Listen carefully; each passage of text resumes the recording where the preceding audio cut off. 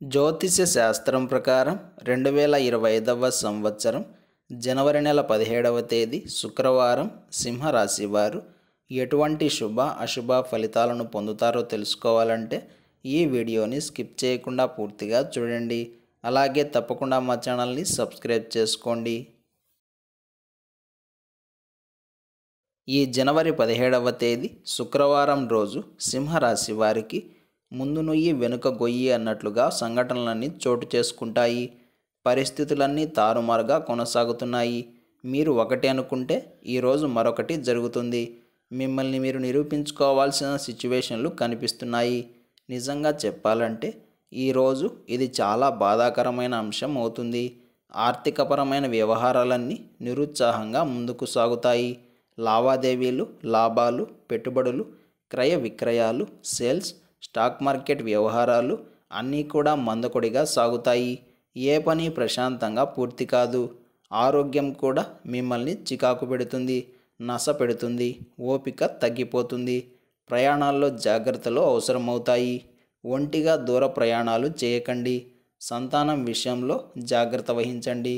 విలువైన వస్తువులు మరియు పత్రాలు ఈ రోజున మీకు పెట్టిన చోట కనబడవు. అత్యవసర పరిస్థితులలో అవి కనిపించకపోవడం వలన ఆందోళనకు గురవుతారు. కానీ టెన్షన్ పడకుండా ప్రశాంతంగా వెతికే ప్రయత్నం చేస్తే తక్కువ టైంలోనే తప్పకుండా దొరుకుతాయి. మొత్తం మీద సింహరాశి వారికి ఈ శుక్రవారం రోజు కాస్త బాధాకరంగానే సాగుతుంది. బయట ఉన్న ఒత్తిడిని ఇంటి సభ్యులపైన చూపిస్తారు. దీని ఫలితంగా ఇంటి వాతావరణం కూడా మారిపోతుంది. అప్పుడు మీకు వ్యతిరేకంగా కుటుంబ సభ్యులంతా నడుచుకుంటారు. కాబట్టి ఎక్కడ ఒత్తిడిని అక్కడే లాక్ చేయండి, లేకుంటే ఇబ్బంది పడతారు. ఈ శుక్రవారం రోజు సింహరాశి వారు గులాబీ రంగు దుస్తులను ధరించకండి. విష్ణు సహస్రనామ స్తోత్రాన్ని పారాయణం చేయండి.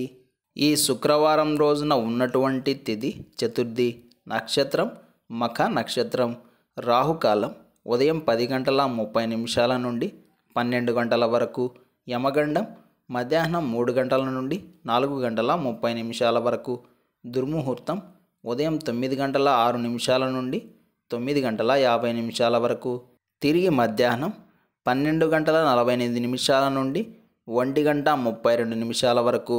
శుభ సమయాలు మధ్యాహ్నం 2 గంటల నుండి 2:50 వరకు. అలాగే ఈ రోజు యొక్క పంచాంగం ప్రకారం రోజువారీ సాధారణ కార్యక్రమాలకు మాత్రమే కాలం అనుకూలంగా ఉంది.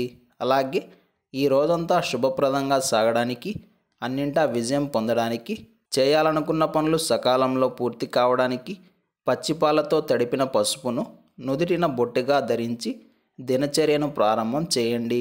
అదేవిధంగా గణపతి స్వామివారి స్తోత్రాలను కూడా పారాయణం చేయాలి. ఇలా చేసి మీ పనులను ప్రారంభం చేస్తే అంతా శుభమే కలుగుతుంది.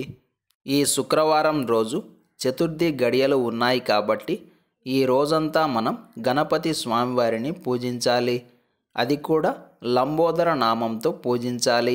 ఎవరైతే ఈరోజు గణేశుడిని పూజించి చంద్రోదయ సమయంలో చంద్రుడికి ఆర్ఘ్యప్రదానం చేస్తారో వారికి కష్టాలు దూరమవుతాయి.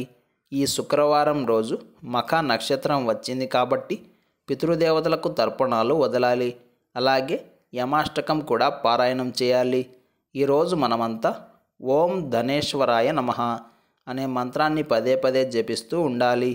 ఈరోజు సాయంత్రం గణపతి స్వామివారి ముందు నెయ్యి దీపం వెలిగించి తెల్ల జిల్లేడు పూలను సమర్పించి లక్ష్మీ గణపతి స్తోత్రాన్ని పారాయణం చేయాలి. ఇలా చేసిన విద్యార్థులకు చదువులో ఆటంకం రాదు. అదేవిధంగా రుణ విముక్తి కోసం గణపతి రుణ విమోచన స్తోత్రం పారాయణం చేయాలి. వీలు కుదరని వారు ఓం గం గణపతయై నమః అనే మంత్రాన్ని జపించాలి. ఇలాంటి సమాచారం ప్రతిరోజు మీకు వీడియో రూపంలో అందాలంటే వెంటనే మా ఛానల్ని సబ్స్క్రైబ్ చేయండి.